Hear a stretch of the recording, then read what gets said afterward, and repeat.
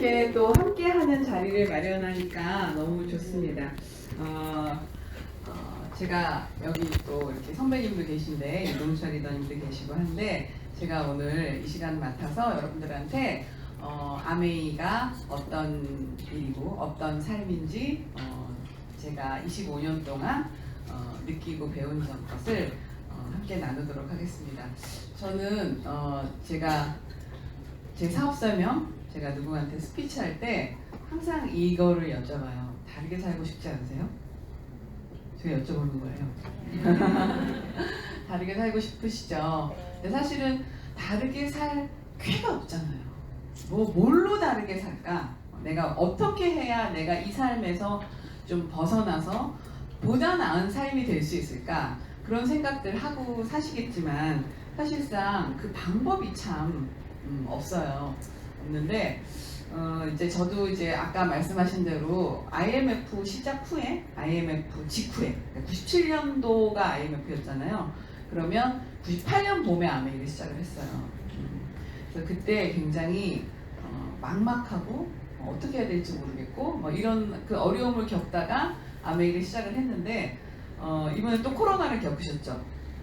코로나 이후에 여러분들 뭘 얻으셨나요? 너무 심각하게 생각하시죠? 살을 얻으셨죠? 그래서 제가 코로나가 딱 지났는데 진짜 코로나 때 4kg가 찐 거예요. 그래가지고 제가 어떻게 됐었냐면 이렇게 됐었어요. 이게 작년에 저예요. 작년에 저예요. 제가 제 인스타에는 이렇게 줄여가지고 사진을 올리잖아요. 근데 남의 인스타에 갔더니 저런 사진이 있더라고요. 그래서 진짜 저도 깜짝 놀랐어요. 저게 제가 제일 작년에 쪘을 때, 저 22년 4월 7일이에요. 4월 7일에 저랬어요. 그래서 진짜 제가 지금 58세거든요. 근데 정말 이제 앞으로 60세를 맞아서 이제 앞으로 정말 새로운 삶을 살아야 되잖아요. 그런데 이 몸으로는 갈 수가 없더라고요. 정말 오로지 믿는 건 뉴트리라이트로 그냥 퍼먹는데 사실은 먹는 것도 제때 안 먹고 잠도 제때 안 자고 저는 막 이렇게 막 불규칙이 너무 좋아 막 이러면서 살았던 사람이기 때문에 저는 이렇게 규칙적인 삶이 사실 싫어요. 그래서 아메리카 좋은 것 같아요. 근데 너무 불규칙이 좋아요. 막 일도 막 세게 했다가 막 팽팽히 놀았다가 이런 걸 너무 좋아하기 때문에 진짜 그렇게 불규칙하게 살려니까 뉴트리라이트로 몸이 이제 한계를 느끼는 지점에 이르러서 살이 찌니까 그래가지고 허리도 좀 아프고 이렇게 걷는데 이렇게 아침에 일어나면 화장실까지 걸어가는데 이렇게 똑바로 못 펴겠고 막 아이고 이런 소리가 절로 나오고 막 야 내가 지금 60도 안 나가지고 이런 소리를 하면 이게 말이 되나 하는 생각으로 살을 빼야지 하는데 진짜 못 빼겠더라고요. 이게 갱년기가 되기 전에 다들 정리하세요. 갱년기가 되면 한 돈이 한 5배는 드는 것 같아요. 안 빠져요. 시간도 많이 들고 같이 하시는 이제 같이 우리 살을 뺐던 분들이 계신데 쑥쑥 빠는데 나는 진짜 안 돼가지고 제가 지금 1년 동안 12kg를 뺐어요. 1년 아직 안 됐어요.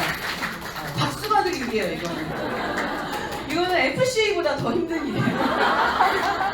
제가 살을 빼면서 내가 진짜 아메이를 이렇게 했으면 진짜 더 했겠다. 내가 이런 생각을 하면서 했거든요. 근데 이게 이제 3월 30일 날 찍은 사진이에요. 그래서 사실 우리가 다이어트 프로그램 우리 아메이 있잖아요. 저는 이제 핀이 있다 보니까 1년에 한 번씩 드레스를 입는답니다. 그러니까 드레스 입을 때 3개월 바짝 빼서 입고 그리고 또 그 다음에 찌고 그 풍선 같은 그 삶을 20여 년을 살다 보니까 몸이 이제 빼냐? 이제 찔게 이렇게 그냥 몸이 가가지고 그냥 제자리로 돌아가는 게 너무 자연스럽고 이제는 몸이 말을 안 듣는 지경에 이르렀어요. 그런데 사실 우리가 뭘 하면서도 그냥 나 나름 해. 나도 그냥 하지. 아메이 하면서 다 그렇게 생각하지 않으세요? 저도 하죠. 나름 했어요. 이런 얘기를 하시지만 저도 그냥 다이어트를 그렇게 했던 것 같아요. 그렇게 했는데 사실은 아메이는 나름 해서 이 자리에 올 수는 없어요. 근데 다이어트는 후차적인 문제였기 때문에 그냥 정말 나름 했던 것 같아요. 그러다가 보니까 늘 제자리로 돌아가곤 했는데 안 되겠더라고요. 그래서 이번에는 작정을 하고 하라는 대로 해봤어요. 하라는 대로. 식단을 지키고 먹으라는 걸 먹고 리얼푸드를 먹고 운동을 하고 물을 제때 마시고 잠을 좀 제때 자려고 노력하고 이렇게 규칙적인 새나라의 어린이가 되려고 노력을 했더니 사실은 생각지도 못하게 그냥 이렇게 빠지더라고요. 그런데 그렇게 빠지는 과정에 57kg쯤 딱 내려갔는데요. 4개월은 꼼짝도 안 하는 거예요. 나는 하는 걸 다 하는데, 나름 다 하는데. 진짜 57kg에서 4개월을 멈춰 있는데 미쳐버릴 것 같더라고요. 너무 답답해서. 때려칠까? 나는 이제 더 이상 안 빼는 몸인가? 이 정도면 충분하지 막 이랬는데 그때 이제 우리 운동 선생님이 처음에 그냥 운동 선생님이었는데 나중에 우리 뎁스 파트너가 후원을 해가지고 사업을 하시게 되셨어요. 근데 그 운동 선생님이 저보고 바프를 찍자는 거야. 바프를. 드러나 보셨나요? 바프? 나는 그거는 내 인생에 우리 파트너가 옛날에 한번 찍었는데 저런 걸 어떻게 찍어? 막 이러면서 저는 꿈에도 생각 못 했는데 그걸 찍자고 그러시는 거예요. 그래서 도전을 해보기로 결심을 했어요. 여러분들이 인생을 사시면서 뭔가를 해보실 때 되게 두려우시죠. 사실 아메이도 두려우시죠. 처음에 시작하려고 생각을 해보면 이걸 내가 어떻게 얘기하고 이걸 누구한테 가서 얘기를 하고 내가 이걸 입 벌려서 어떻게 얘기하고 막 이런 얘기가 두렵잖아요. 근데 저도 그 두려운 마음으로 사실은 도전을 했던 것 같아요. 제가 이번에 이거를 하면서 여러분의 마음을 아주 많이 이해했어요. 여러분이 그 두렵고 자꾸 루틴을 놓치고 하기 싫고 까먹고 이렇게 가르쳐 줬는데도 새까맣게 까먹고 이런 그런 부분들을 제가 이 과정을 통해서 몇 달 동안 과정을 통해서 굉장히 많이 생각을 했던 것 같아요. 제가 이제 그 바프를 찍는다고 하고 나서 나름 하는 거 말고 제대로 했었던 거예요. 그래서 제가 아침에 이제 운동할 시간이 별로 없잖아요. 이제 일을 하다 보니까 밤에는 운동 못 하겠더라고요. 이제 일정들이 있으니까. 그래서 아침에 7시에 가서 하는 운동을 이제 거의 일주일에 3번 내지 5번 막 그렇게 가서 운동을 하면서 이렇게 하면서 이제 진짜로 뺐어요. 그러면 제가 왜 갑자기 이렇게 됐을까 좀 생각해봤어요. 내가 왜 이렇게 살을 갑자기 빼게 됐지? 생각을 했는데 저는 언젠가 제 인스타나 옛날에 그 카카오 스토리에서 제 그 피드를 보신 분들이 계실 거예요. 저는 가시처럼 마르는 게 꿈이었어요. 저는 가시처럼 근데 제 인생에 가시처럼 마르려면 그게 불가능한 거잖아요. 제가 바프를 찍는다니까 우리 딸이 뭐라 그러냐면 엄마 치즈 이러고 찍는 게 아니야 바프는 이러고 비아냥거렸거든요. 근데 진짜로 그렇게 왜 그렇게 할 수 있었을까 생각해 보니까 제가 원래 제 꿈 목록에 그게 있었던 거예요. 그리고 한 5, 6년 전? 3, 7년 전 꿈에 꿈 목록을 적는데 제가 이런 꿈을 적어놨더라고요. 제가 정말 최근에 뭘 하려고 이렇게 살펴보다가 뭐 이렇게 책 사이에 코팅을 해놓은 게 이렇게 나오는 거예요. 근데 저렇게 정확하게 50kg로 살기. 그리고 내장 지방 레벨 4로 살기. 제가 시작할 때 11이었어요. 내장 지방 레벨이. 그러니까 정말 꿈이라는 거는 저렇게 적으면 사실은 진짜 정말 내 어딘가에 내 몸에 어디 DNA에 새겨져서 나의 세포가 복제될 때마다 그 꿈으로 가득하게 내가 만들어진다라는 생각을 진짜로 이번에 했던 것 같아요. 나는 이걸 내가 써놓은지도 까먹었었던 꿈인데 그 꿈이 있었기 때문에 제가 이걸 할 수 있었어요. 그 운동을 다니시는데 우리 파트너 남편분이 같이 다니시는데 그분이 꿈이 브래드 피트가 몸이 좋았던 시절의 몸으로 돌아가고 싶다라는 꿈을 가지고 계신다는 거예요. 그래서 제가 우리 선생님한테 그분은 해내시겠네요. 꿈이 있으면 나도 모르지만 꿈이 있으면 해낼 수 있는 거예요.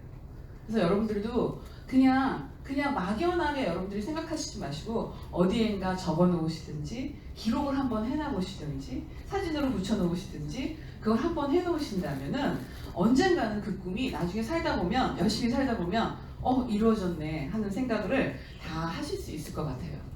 그래서 저는 지금의 모습과 달리 아메이 시작할 때는 저런 모습이었어요. 저예요. 이게 아기 때 우리 애들 어렸을 때의 모습이고요. 요게 아메이 하기 바로 직전의 모습이에요.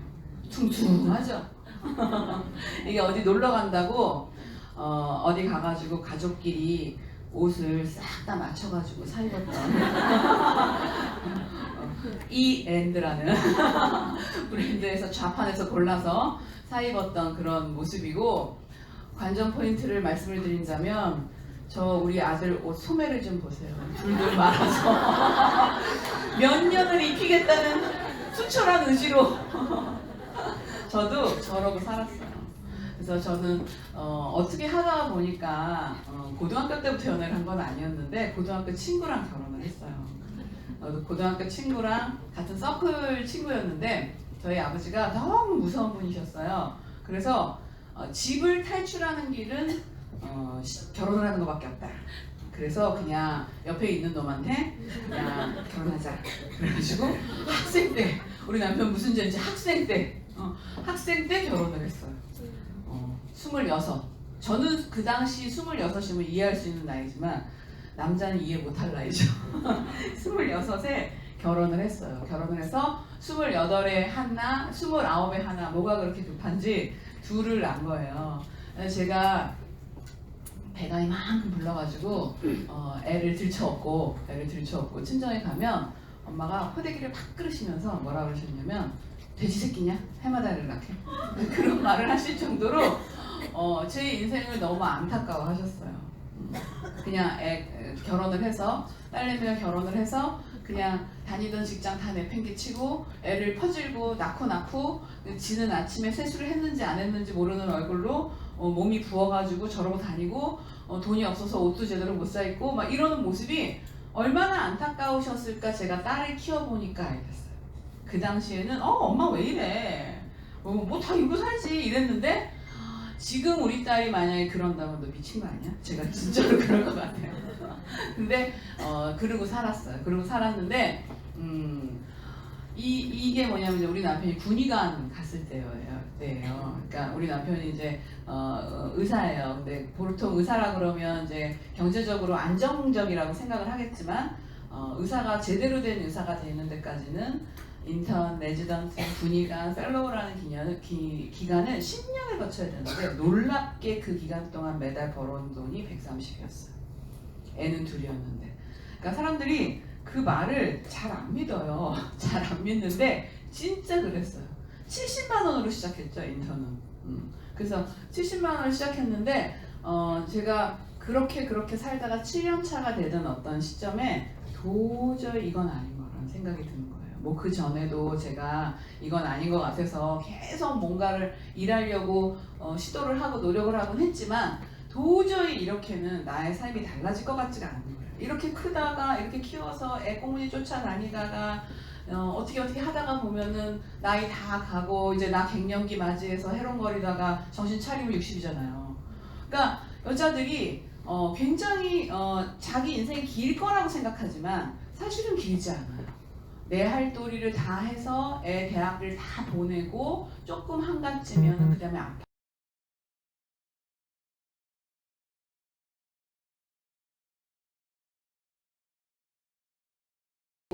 그 다음에는 돌아가면서 부모님이 아프고 애를 다 대학에 보내서 나 이제 좀 내 인생을 살겠다 하는 그 이후로 직후로 한 10년 동안 폭풍 같은 세월을 보내시는 분들을 너무너무 많이 봤어요.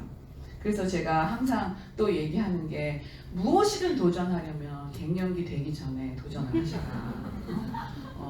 사실 그 기간 동안은 정말 너무 힘들어 하시는 분들이 많더라고요. 근데 그렇게 하다가 보면은 정신 차리고 60, 65세 이렇게 되는데 그러면 그렇게 생각해 보면 너무 내가 아깝지 않으세요? 하느님이 목숨을 주셔서 이곳에 태어나서 사는데 정말 내 자신을 위해서 살 수 있는 철이 들어서 우리가 어렸을 때는 내 자신을 위해서 주어진 삶이 있었었는데 그때는 그런 걸 그게 뭔지를 모르고 살다가 그냥 쭉 살다가 정신이 들 때쯤 되면은 너무 일이 많아가지고 정신이 없잖아요. 그런데 그거 다 이제 잠잠해지면서 정말 제정신이 들면은 이제 좀 있으면은 지팡이 짚고 다녀야 될 나이가 되는 거예요. 그래서 그렇게 생각해 본다면 너무너무 내 삶이 아깝잖아. 저는 근데 다행히 33살에 내 삶이 너무 아까웠어요. 다행히 그거를 빨리 알았다는 거예요. 경제적 철도 빨리 들었다는 거지. 남편이 지속적으로 돈을 못 벌어오셔서 경제적 철이 아주 빨리 들었어요. 130만 원을 가지고 살려면 이렇게 살아야 돼요. 이게 뭐냐면 이게 95년도에 저의 가계부더라고요. 이사 갈 때 어디서 튀어나왔어요. 근데 저 정말 보세요 저거. 정말 저 때 저렇게 써놨거든요. 뭐 자세히 적을 것도 없어. 뭐 자세히 적을 돈이 없어. 그래서 저 45만 원으로 살아야 된다 느낌표. 저게 저의 삶이었어요. 그래서 45만 찾아다가 흰 봉투에다가 딱 갈라놓고 사주로 갈라놓고 그 봉투 안 뜯기 호치키로 찍어서 그러고 살았거든요. 그러니까 정말로 저에게 저때 나의 모습이에요. 저게 우리 딸 생일이었을 거예요. 근데 입술은 다 터가지고 남편이 아주 오래간만에 들어왔어요. 수척한 모습으로. 그러니까 저런 삶을 정말 살다 보니까 돈이 있어야겠구라는 생각이 되게 명확해졌던 것 같아요. 제가 66년생이니까 우리 60년대생 분들 70년대 초반까지는 다 어떤 마음이 그래도 마음속에 있냐면 돈이 인생의 다야? 왜 돈돈거려? 이런 생각이 있었던 세대였어요. 그래서 내가 돈이 필요해, 나 돈을 벌고 싶어라는 걸 발설하면 좀 거시기한 그런 세대였거든요. 그래서 저도 그때 이 과정을 통해서 나 정말로 돈이 없으면 안 되겠다 이런 생각을 가졌었고 또 한쪽으로는 그 나의 살아왔던 어떤 습성이 있었기 때문에 돈이 인생의 다야 하는 마음도 있었어요. 근데 돈이 필요해 그 마음과 돈이 인생의 다야 하는 그 두 가지 마음을 다 수용할 수 있었던 사업이 사실은 아메이였었던 것 같아요.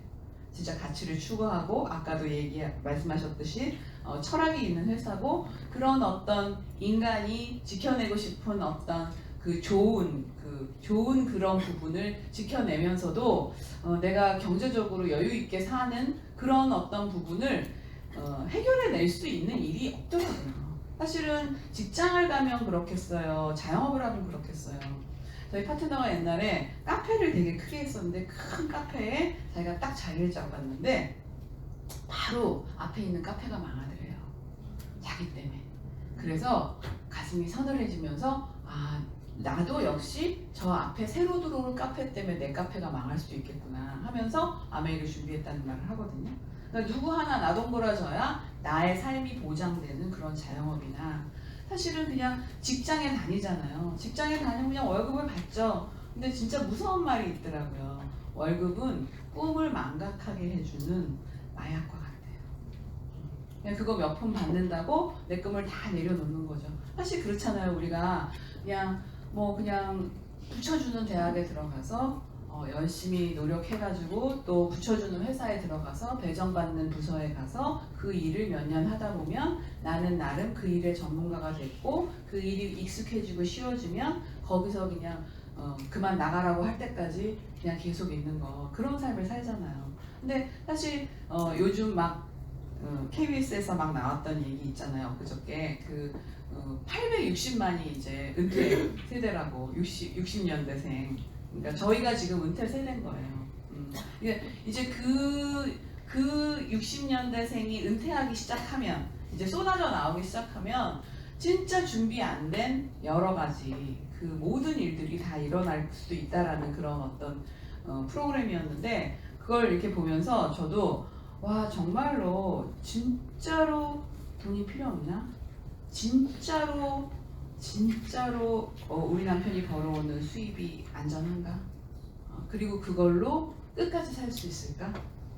그 준비가 되어져 있나? 이런 얘기가 옛날에는 시끄러 그냥 밥이나 먹자. 남자분들 같은 경우 그래 뭐 꿈은 꿈이 뭐냐, 술이나 한잔 하자, 이렇게 생각하셨던 게 이제는 너무나 현실적으로 다가온 거예요.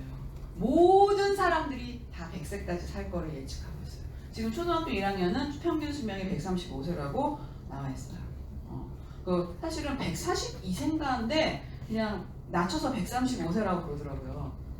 그러니까 이제는 장기를 갈아치워가면서 사는 세상이 왔고, 이제는 정말로 질병을 극복하면서 사는 세상이 왔는데, 너무 오래 살기는 살지만 우리가 준비가 안 돼 있다라는 현실에 맞닥뜨려져 있는 것 같아요.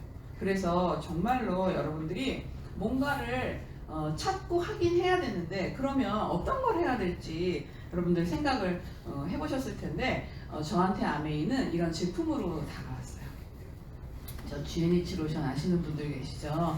저게 제가 98년에 아메이 시작했는데 96년도쯤 산 제품이었을 거예요. 저한테 누가 왔는데 저는 이제 뭐 누가 뭘 한다 그러면 막 그거에 대해서 뭐라고 안 해요. 열심히 해라. 왜냐면 그냥 자기 환경을 들고 일어서서 뭔가를 새롭게 시도한다라는 건 되게 훌륭한 일이니까. 그래서 제가 하도 이제 잘했다 막 이러니까 저한테 자주 왔어요. 그래서 자주 오는데 전 사줄 게 없는 거예요. 그래서 카탈로그를 보니까 제일 싼 게 저 로션이 3,740원이었어요.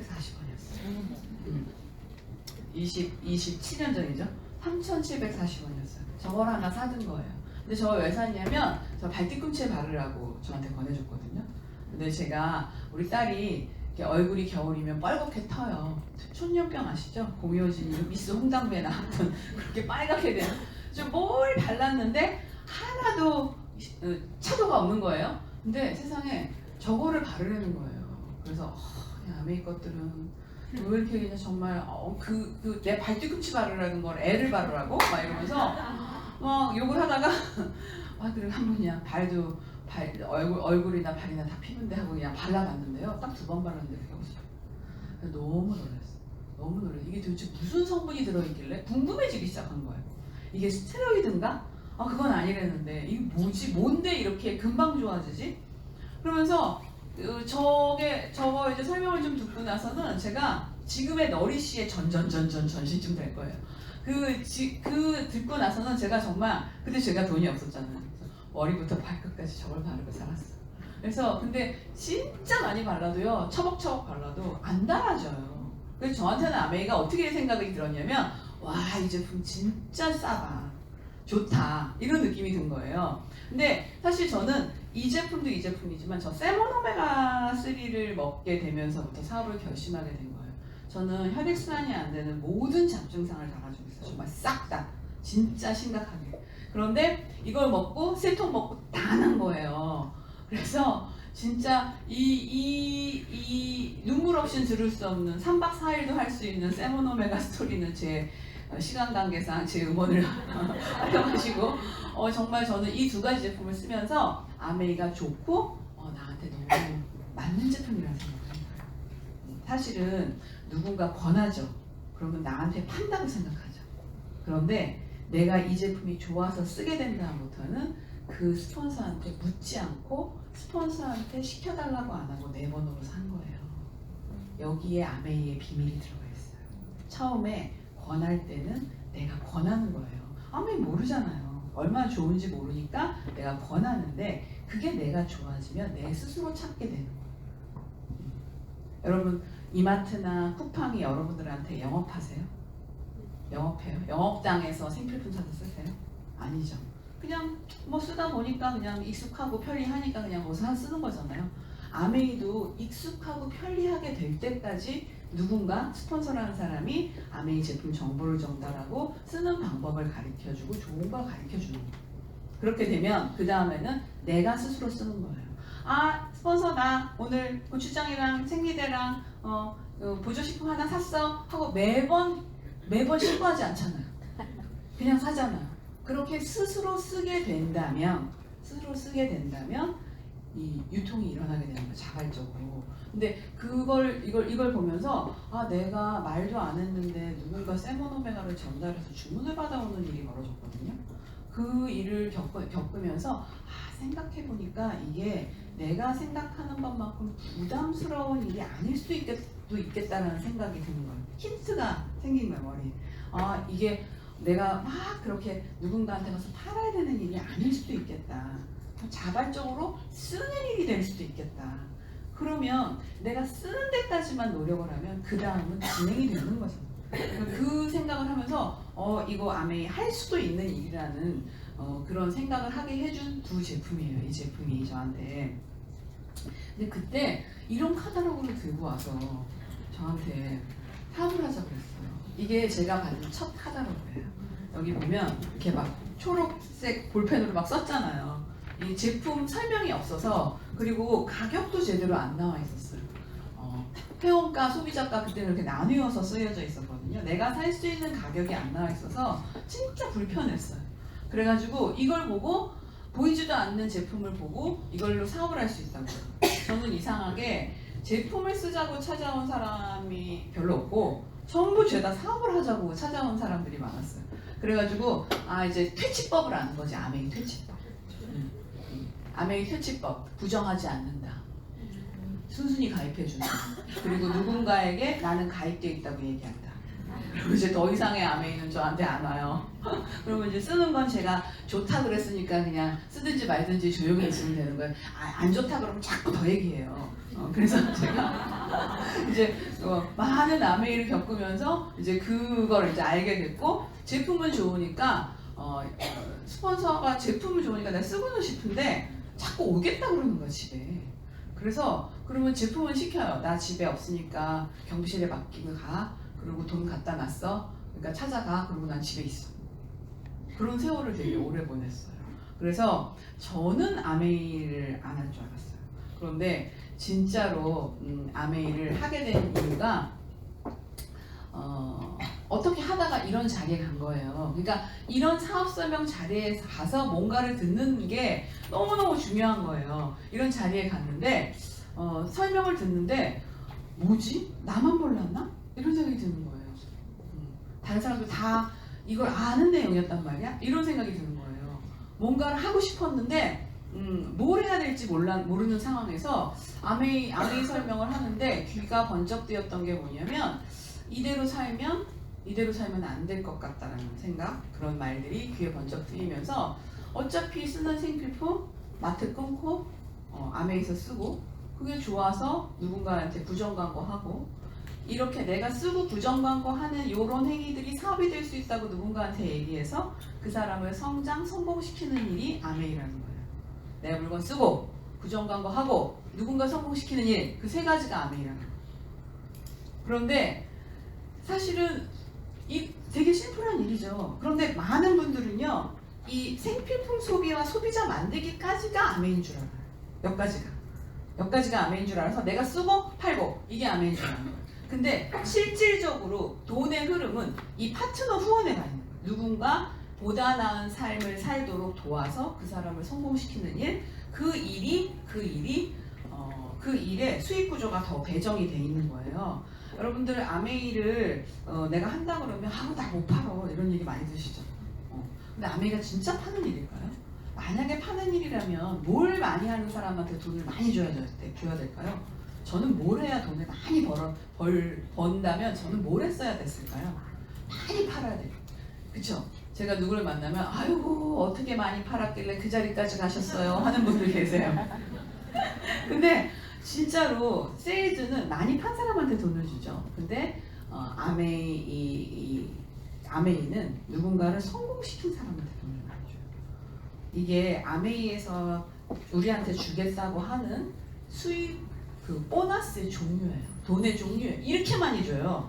아메이가 돈이 되네 안 되네 어쩌고 저쩌고 하는, 여러분이 캐시백을 받네 22% SP를 하네 어쩌고 하는 거, 요거 한 줄 가지고 돈이 되네 안 되네 하는 거고, 이만큼이 더 있어요.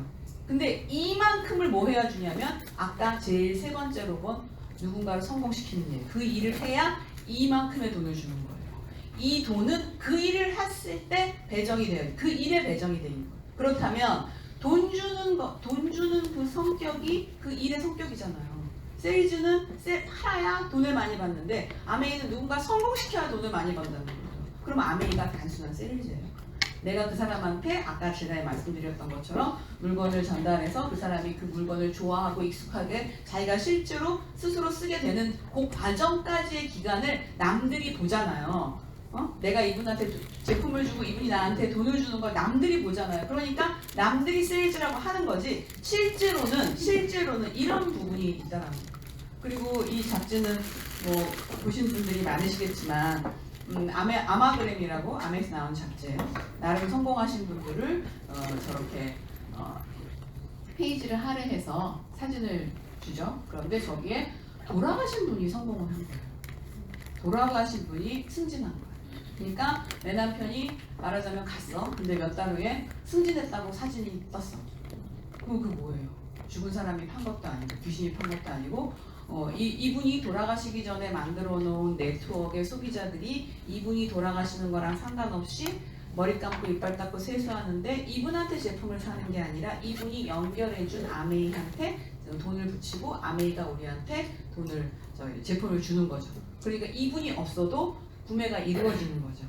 그렇다가 보니까 이분이 만들어 놓은 네트워크에서 지속적으로 일어나는 수입에 대해서 아메이는 그분이 만들어 놓은 네트워크에서 일어나는 수입에 대한 광고 유통비를 누구한테 줄까? 이분이 돌아가셨는데 생각해 보니까 이분의 와이프나 이분의 자제분한테 드리는 거죠.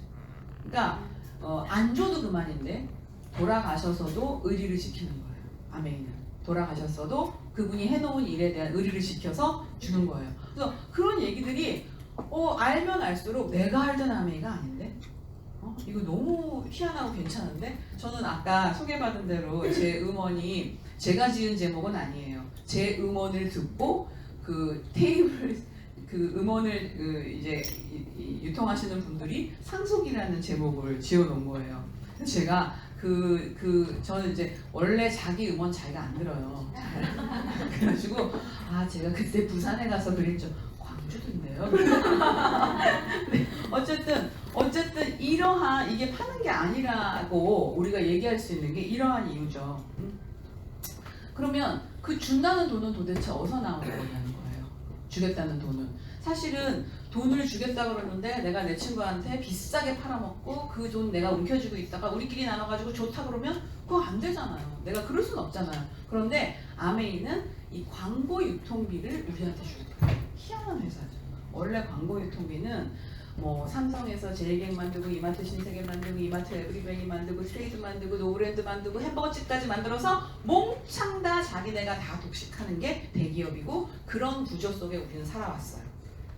우리는 대기업에서 다 가져가는 거를 우리는 매일같이 생필품을 쓰는 걸로 그 부자들이 더 부자 되는데 일조하고 그 부자들은 그 분야는 너네가 터치할 곳이 아니야 하는 가스라이팅을 당하면서 살아왔어요. 그래서 그 분야에 대해서 우리가 손대는 거에 대해서 그거는 이상한 돈을 가져오는 게 아니야? 이런 생각을 가지고 있는 거예요. 아니라는 거예요. 그 돈이 결국은 이 광고 유통비라는 돈이 어마어마한 부분이기 때문에 그 돈 많은 사람들이 독식하고 있었던 거예요. 그런데 아메이는 그 돈을 자기가 물건을 만들고 소비자한테까지 물건을 주면서 그 돈을 안 가지겠다는 거예요. 또라이죠. 안 가지겠다. 이상한 회사예요. 우리는 광고 유통비 물건값의 35%를 돌려준대 하는 말을 여사로 듣죠. 그게 여사로 듣는 이유가 경제 개념이 없어서예요. 남자들 경제 개념이 있는 남자들은 그 회사 곧 망하겠네 이런 얘기를 해요. 가끔씩 만나면. 그럼 뭐냐면 35%를 돌려주고 소비자한테 페이백을 해주면서 운영될 수 있는 회사가 없다라는 거죠. 근데 이 물건값의 35%를 우리한테 주겠다는 거예요. 누가 시킨 것도 아니고 자기가 그냥 그렇게 하겠다는 거예요. 그렇게 하겠다는 건데 그 35%라는 돈이 지금 아메이가 조금 있으면 이제 65주년인데 그게 한 70조가 넘죠? 70조라는 돈이 가늠이 안 되잖아요. 그래서 제가 계산이 안 되는 사람이라서 제가 우리 파트너분들한테 계산을 좀 해보라고 했어요. 그랬더니 12만 년 전 구석기 시대부터 매일같이 100만 원을 쓰면 47조를 쓸 수 있대요. 그렇게 천문학적인 숫자의 그 금액이라는 게 그런 금액을 말하는 거예요. 그런 금액을 아메이가 너 왜 이렇게 우리가 뭐 롯데한테 가서 왜 너 대형기획 만들고 롯데마트 만들어서 너 이렇게 다 네가 가져 이렇게 안 물어보잖아요. 아무도 묻지 않아요 아메이한테. 근데 아메이가 그 돈을 자기네가 내놓은 거예요. 같이 쉐어하자고. 그러니까 미친 거죠. 근데 그건 뭐냐면 아까 윤태중 팀장님이 말씀하셨던 아메이가 지켜내려는 철학과 관계가 있어요. 그거는 그런 생각이 없으면 도저히 그런 걸 할 수 없는 거예요. 근데 제가 이제 이런저런 시비를 걸었죠 아메이에 대해서. 그랬더니 저 책을 읽어보라고 누가 보내주셨어요. 저 책을 읽었는데 저 책을 읽으면서 어떤 생각을 했냐면 아 내가 시비를 걸 만한 회사가 아니구나. 그리고 이런 사람이 조금 더 있으면 세상이 좋아지겠구나 라는 정도였죠. 그러면서 이제 아메이를 시작을 했어요. 근데 2015년에 EBS에 세상에 없는 부자를 찾아서 라는 제목의 이런 프로그램을 했었죠. 그 땅콩 회항이 한참 있었던 시절에 이런 회사를 찾았는데 한국엔 없고 밖에 나가서 찾았는데 밖에도 없어서 EBS 교육방송국에서 한국 아메이를 글로벌 아메이를 A사라고 지칭하면서 세 회사를 소개했는데 뒤에 두 회사는 거의 찍기다시처럼 조금 구색을 맞추기 위해서 소개를 한 거고 대부분이 아메이에 대한 얘기였어요. 그 얘기를 보면서 아, 아메이라는 회사는 정말 대단한 회사구나라는 자부심을 제게 가졌었는데 이분이 우리 창업자님이 돌아가셨잖아요 몇 년 전에. 그래서 제가 미국 갔었어요. 조문을 갔었어요. 2박 3일로. 제가 영어를 못해서 딸을 데리고 그때 우리 딸이 SP 가던 달이었는데 SP가 문제가 아니다 이러면서 조문을 갔었는데 조문을 가서 제가 이제 느낀 게 뭐냐면 진짜 정말 네 가지의 키워드로 장르가 이루어졌어요. 돌아가신 태어났을 때 그 세례받았던 교회 92년 다니셨던 교회에서 장례를 치르기 때문에 많은 사람들이 참석할 수가 없고 밖에서 생중계로 장례를 했는데 네 가지 키워드를 이제 딱 킵해가지고 그 키워드로 네 분이 스피치하는 식으로 장례식이 진행이 됐는데 하나가 신앙, 그 다음에 기부, 그 다음에 자유는 이제 기업을 얘기하는 거고, 그 다음에 가족 이렇게 해가지고 스피치를 했어요. 한 분은 부시 대통령이 와서 자유, 기업에 대한 얘기를 하셨고, 그 다음에 미국에서 되게 유명하시다는 목사님이 나오셔서 전 세계 이 지구상에 있는 모든 분 중에 예수님 다음으로 훌륭하신 분이 가셨다 이런 얘기를 하실 정도로 그런 장례식이었어요. 너무 멋있었어요. 그래서 제가 갔다 와서 친구한테 그 키워드 4개를 너도 생각하고 살아봐. 그랬더니 어떡하니? 나는 맛집, 학원, 명품 이런 거 나면 어떡하니? 이런 얘기를 했었는데 진짜로 그 키워드를 한번 내가 생각하면서 사는 것도 내가 죽었을 때 어떤 말이 남을까라는 키워드를 생각하고 사는 것도 되게 진짜 멋진 것 같다라는 생각을 했어요. 그러면서 제가 그때 뭘 느꼈냐면 세상에 사람이 말로는 별말을 다 할 수 있잖아요. 선거철에 국회의원들이 나와서 하는 소리 보면 진짜 어마어마하잖아요. 말로는 모든 걸 다 할 수 있지만 그거를 자기가 하는 일에, 그것도 실제로 이재에 관련된 그 사업에 그걸 적용해서 자기의 철학을 사업에 구현시켰다, 수익 구조로 구현시켰다. 이거는 있을 수가 없는 경제적인 어떤 활동을 하는 사람으로는 저는 진짜로 아이의 DNA가 누군가를 도와주는 그런 분들, 아이의 그런 분들 말고는 경제인으로서는 진짜 정말 대단하신 분이라는 생각, 정말 존경하거든요. 저는 창업자를. 근데 그분의 그 삶을 보면서 저는 사실 그 책에 보면 아메이는 삶의 방식이다 이런 말이 있잖아요. 삶의 수단이 아니고 왜 방식이지? 처음에 그렇게 생각을 했었어요. 그래서 사실 그게 이해가 잘 안 됐어요. 그냥 왜 우리 그렇잖아요. 어떤 말을 이해하는데 그냥 이해를 하지 그게 이 말이구나 하는 순간이 있잖아요. 근데 제가 정말 그 장례식에 가서 삶의 방식이구나 하는 생각을 정말 한 거예요. 왜냐하면 그냥 그 입으로 떠들었던 말을 그냥 아까 얘기한 그 기업의 철학 있잖아요. 기업의 철학이라는 게 회사를 차려서 이 회사를 좀 멋지게 보이기 위해서 기업 철학을 그렇게 만들었던 게 아니라 그 창업자님은 그렇게 사시던 자기의 삶의 철학으로 이 회사를 만든 거예요. 그래서 정말 이런 어떤 회사를 내가 사업의 파트너로서 만날 수 있다라는 게 진짜 나의 복에 다라고 해도 난 그걸 수용하겠어 할 만큼 너무너무 감사했어요. 내가 뭘 만났는데 엉터리를 만나가지고 한참 한 20년 하다 보니까 근데 어떡하지 이게 뚜껑을 열면 열수록 이게 이상해. 나 어떡하지? 이랬으면 어쩔 뻔했어요. 야야야, 너 엄마 하는 일에 옆으로 오지도 마라. 너 정원 가서 너 딴 일해. 이랬으면 어쩔 뻔했어요. 근데 이게 시간이 지나면 지날수록 어쩌면 이렇게 이런 회사가 어떻게 있을 수 있지? 이런 생각이 어떻게 있을 수 있지? 이런 생각이었기 때문에 글로벌화가 가능했고 이렇게 오랜 시간이 가능했구나라는 생각을 너무나 할 수 있게 된 그런 그 회사였어요. 그래서 여러분이 걱정 안 하셔도 돼요. 근데 저는 사실 이 그림을 보고 사업을 시작했어요. 제가 전자계산기 5번 누르면 다 틀린 답이 나오는 사람이거든요. 저는 진짜 이 산수 쪽으로는 끝장인데 그 산수를 못하는 제가 이걸 보고 시작을 한 거예요. 저는 스폰서가 버는 돈이 되게 궁금했어요. 도대체 얼마를 벌길래 저렇게 나한테 계속 오는 거야? 그렇잖아요. 싫다 그래도 안 한다 그래도 계속 친한 척하고 오잖아요. 그래서 얼마를 버는 거야? 그랬는데 저 스폰서의 수입을 계산을 해보잖아요. 이 계산은 이제 스폰서님들한테 한번 말씀을 해서 들어보세요. 근데 역전이 되는 거예요. 밑에서 내가 아무리 내가 스폰서보다 나중에 나왔다 하더라도 내가 열심히 하면 역전이 될 수 있는 거예요. 그러면 이 세상의 모든 일이 그런 일이 몇 개나 있을 수 있어요? 없어요, 별로. 역전이 되는 일 없어요. 그런데 노력순으로 수익 역전이 가능한 거예요. 만약에 저 스폰서가 없다고 가정해 봅시다. 없고 내가 한국 아메이랑 바로 연결돼 있다고 가정을 해도 똑같은 답이 나와요. 그러니까 스폰서가 내 위로 1명이 있나 100명이 있나 10명이 있나 없나 나는 나로부터 펼쳐진 내가 노력한 내 노동력으로 일군 네트워크에서 나오는 수입이 내 수입이라는 거예요. 스폰서는 나 말고 자기가 더 노력을 해야 나와 자기의 핀 차이로 수입을 가져가는 거예요. 그러니까 이거를 보면 이게 이제 1차 보너스 아까 얘기한 그건데 여기서 보면은 진짜 저는 저 역전이 가능하다고 하는 걸 보면서 안심을 했어요. 내가 대부분 이제 다단계를 하자는 줄 알잖아요. 그러면 야 내가 돈을 좀 벌어야겠어. 너 내 밑에 좀 깔려. 그래서 죽을 때까지 나 돈 버는데 일조해. 그런데 너는 나를 넘어설 수 없어. 친구야 같이 할래? 이걸 얘기하는 사람의 탈을 쓰고 그렇게 어떻게 얘기해? 그러니까 그걸 하라고 그러는 줄 알고 안 한다고 그러는 거예요. 이 수익 구조를 보잖아요. 그러면 너무 심하게 다단계가 아니에요. 사업을 하잖아요. 그건 너무 다단계가 아니라서 힘들어하시는 거예요.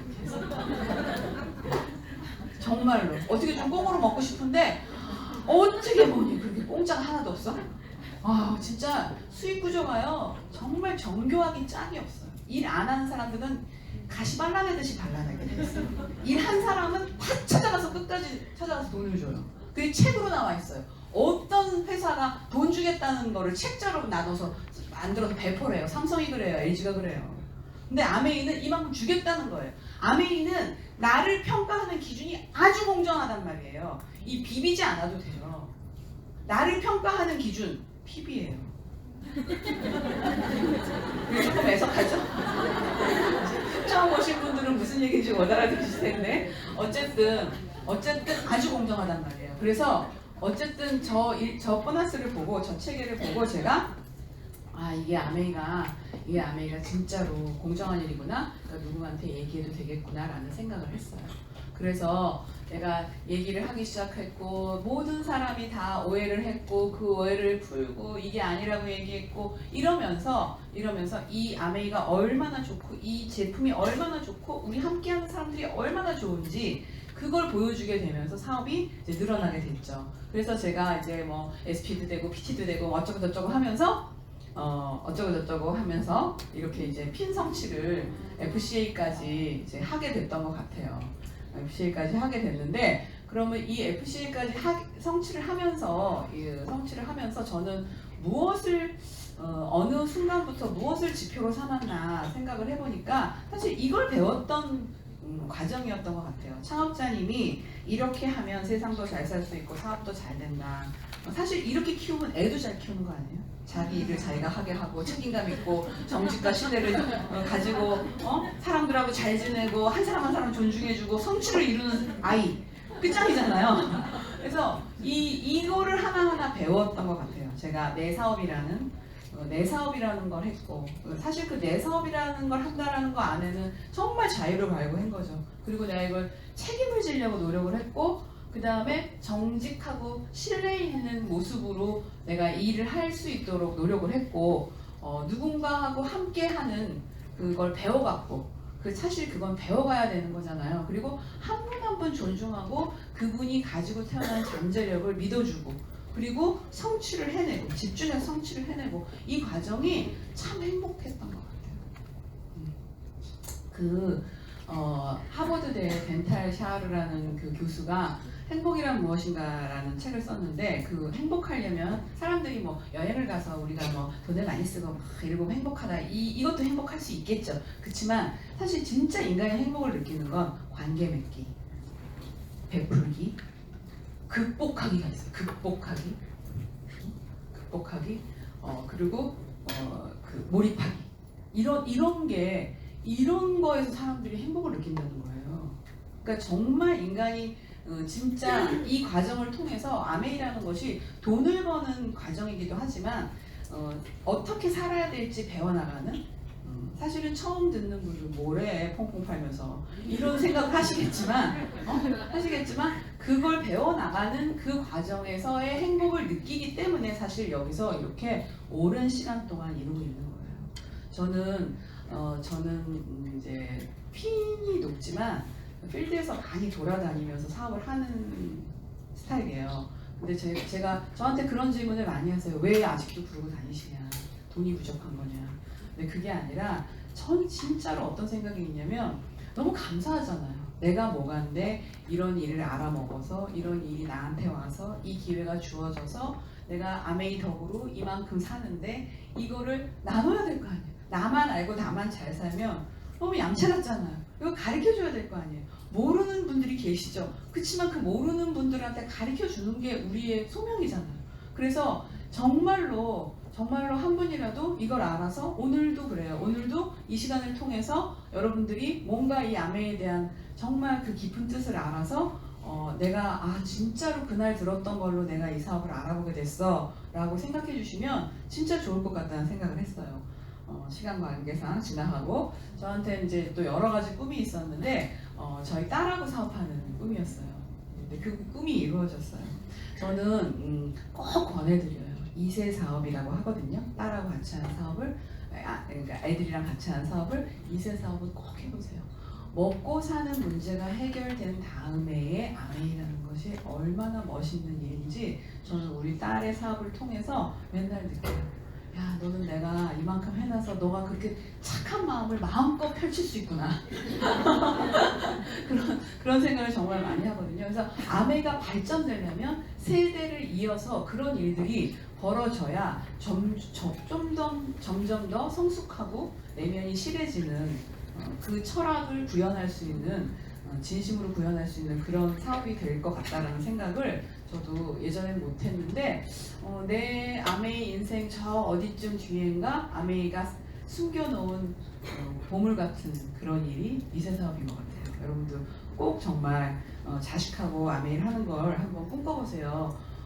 옛날에 그런 얘기 들었을 때 진짜 이상하다고 저도 생각했어요. 오늘 처음 오신 분들은 그렇게 생각하실 수도 계실 텐데, 저희 남편이 사는 모습이에요. 저희 남편은 아직 병원을 해요. 전 세계에서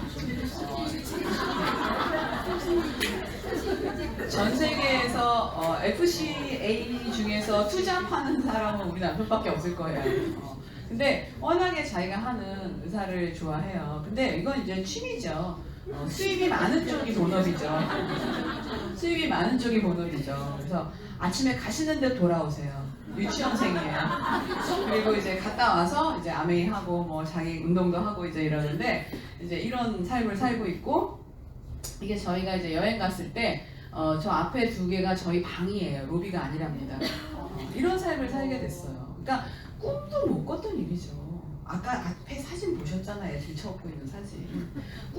저런 꿈을 꿀 수 없죠. 꿈을 꿀 수 없는 일들이 이 일을 통해서 정말 이루어진 거예요.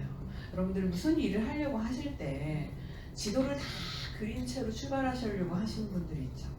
그게 아니라 내가 걷는 곳곳이 지도가 되게, 그렇게 만드는 일이 그런 일이에요. 그래서 여러분들 정말로 부자가 되기로 결심을 해보세요.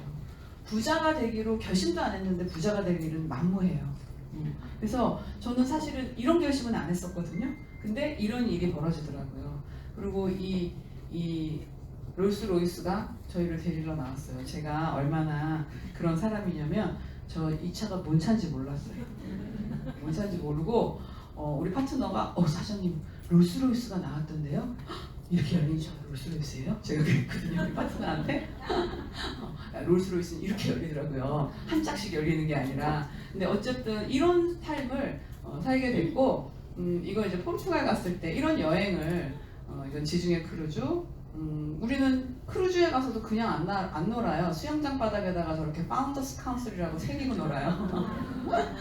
이런 거. 근데 사실 그림이 좋죠? 이거 작가님이 가셔서 찍어준 거예요. 우리 놀기만 하면 돼. 그러니까 우리 사진 찍느라고 보지도 못하잖아요. 근데 우리 가서 즐기면 되는 여행을 하고 오는 거죠. 이제 요번에 크로아티아 가서 찍은 사진이고 이건 보스니아 가서 찍은 사진이에요. 그리고 저는 딴 거는 다 욕심이 없는데 집에 대해서는 좀 욕심이 있었어요. 그래서 지금 저희 강남 역삼동에다가 땅을 사서 집을 지었어요. 근데 집을 지었는데 제가 무슨 짓을 하고 싶어서 집을 지었냐면 이런 짓을 하고 싶어서 집을 지었어요. 이게 저희 집 거실인데 여기서 이제 막 여러 가지 모임을 하는 거예요. 저는 그 공간이 사람을 결정한다고 믿거든요. 그래서 그 공간을 중요하게 여기는데 제가 어차피 아메이로 이렇게 잘 살게 됐으니까 그걸 뭘로 어떻게 나눌까 하다가 1층을 그냥 이 공용 공간을 만들어 버렸어요. 그래서 거기서 여러 가지 저희 팀의 행사를 그룹의 행사를 하고 이건 뭐냐면 우리 남편이 너무 이 한 잔을 좋아하세요. 그래서 술집을 집에다 차려드렸어요. 그래서 3층에다가 아예 이렇게 이름도 나래바처럼 건바하고 이렇게 새겨드리고 그래서 근데 여기가 진짜로 이렇게 잘 활용될지 모르고 만들었는데 이런 곳이 된 거예요. 근데 제가 무슨 말을 하고 싶어서 이 얘기를 하냐면 어느 날 우리 아들이 엄마 꿈을 이뤘네 이러고서는 이걸 보냈어요. 이게 뭐냐면 내가 우리 남편한테 쓴 연애 편지예요. 그 연애 편지 한 뭉치가 어떻게 잘못해서 우리 아들 방으로 이사할 때 들어가 버린 거예요. 이렇게 걔가 밤새 읽었어. 그래서 이 줄을 딱 쳐가지고 보낸 거예요. 근데 내가 어떤 삶을 이게 22살 때 썼던 글인데요. 연애 편지인데요. 뭐라고 썼냐면 난 사람 냄새를 풍기며 살고 싶다. 많은 삶 속에 내 작은 인생을 비비적거리며 그 속에서 날 만들고 싶다. 훗날 나를 기억하는 이웃들에게 대접할 따뜻한 밥 한 공기라도 품고 살 수 있는 사람이 되고 싶다. 돈, 명예 그런 것들도 무시되어질 수는 없다고 생각하지만 그보다 더 갖고 싶은 건 작은 것에서도 인생을 발견할 줄 알고 내 스스로 그 기쁨을 느끼고 작은 이웃에게 나눠줄 수 있는 마음이다. 피상적이지만 그렇게 살고 싶어. 이렇게 썼더라고요. 그러니까 진짜 감사합니다. 진짜 어딘가에 써놓으면 그게 이루어진다는 생각 너무 많이 해요. 내가 이걸 받고 진짜 너무 소름이 끼쳤어.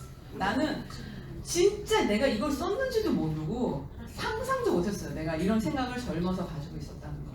근데 정말로 이 글 속에서 보는 거와 같이 정말 내가 이런 걸 꿈꿨던 사람이구나. 함께하는 삶을 꿈꿨었구나. 그러니까 지금 이렇게 벅덕거리고 사는 삶이 좋구나. 저 근데 그런 사람이 아닌 줄 알았어요. 아기 키울 때에는 내 새끼, 내 남편만 보고 그냥 정말 요 소가족 단위로 그렇게 살았고 진짜 그 소아과에서 나보고 이 아이가 몇 개월이에요 하면 말 붙이기가 싫어서 짐 다 가지고 옮겨 앉았던 사람이에요. 그러니까 정말로 내 안에 있는 것이 꺼내어져서 하는 일이 아메인 거지 지금의 모습으로 하는 일이 아니라는 거예요. 아메이가. 그래서 여러분들이 자신 없다, 어려울 것 같다 그렇게 생각으로 하지 마시고 한번 부딪혀서 이것이 가지고 있는 가치와 의미를 한번 생각해 보시면 좋을 것 같아요. 그래서 지금은 이제 이렇게 살고 있죠. 지난 연말에 우리 집에서 했던 모임들이에요. 파티하우스죠. 그래서 이런 일들을 하고 있어요. 그래서 어떤 사람들은 아메이 하면 사람을 잃어 이런 생각을 하지만 사실은 이렇게 사람이 함께 할 수 있는 정말 행복한 일이죠. 그래서 제가 여러분들 아까 그 누군가를 후원한다는 거, 아까 왜 전달과 후원이라 그랬잖아요. 그 후원이라는 걸 어떻게 여러분들한테 말씀을 드릴까 하다가 어느 날 갑자기 삐를 받아서 제가 썼던 글이에요. 근데 저는 제가 썼지만 이거 이상의 후원을 설명할 수 있다고 생각하지 않아요. 이게 제 마음이거든요. 그래서 여러분들한테 이걸 마지막으로 읽어드릴게요. 후원이란 생각을 깨우고 마음의 설득을 구해내고 꿈을 선동하고 그 꿈을 열망으로 바꾸어주는 일이다. 내 마음 한가운데 우뚝 선 당당함으로 내 신념에 대한 흔들리지 않는 정직함으로 내 미래를 너도 어쩌면 상상해보지 못했을 내 미래를 내가 꿈꿔주는 일이다.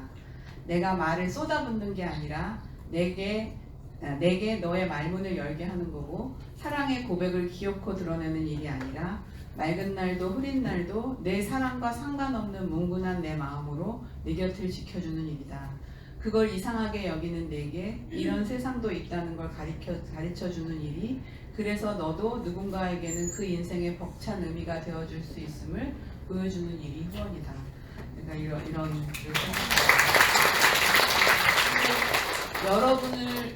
여러분을 후원하고 계시는 오늘 여기 모시고 오신 여러분들의 스폰서 마음이 사실 이거예요. 이렇게 표현을 못해서 그렇지 사실 이 마음이에요. 우리가 이걸 하자는 거예요. 우리가 너무 좋은 걸 알았는데 이거 같이 하자. 같이 하자. 같이 해서 너도 그렇게 누군가를 돕고 영향력 있는 삶을 살아보자. 이 얘기거든요. 그래서 그렇게 해서 진짜 여러분들이 오늘 뭔가 하나씩 마음의 결정을 하시고 돌아가시는 시간이 되셨으면 정말 좋겠어요. 이 결정이 우리를 정말 성장하게 합니까? 이게 여러분의 뭔가 가치 판단 기준이 되었으면 복잡하지 않은 인생을 살 수 있을 것 같아요. 창업자가 이런 말씀을 하셨죠. 당신이 도전하기 전까지 무엇을 성취하게 될지 결코 알지 못할 것입니다. 결코 알지 못했어요. 저도 제 삶이 이렇게 될 줄. 제가 끊임없이 이 일을 하면서 행복을 느끼게 될 줄.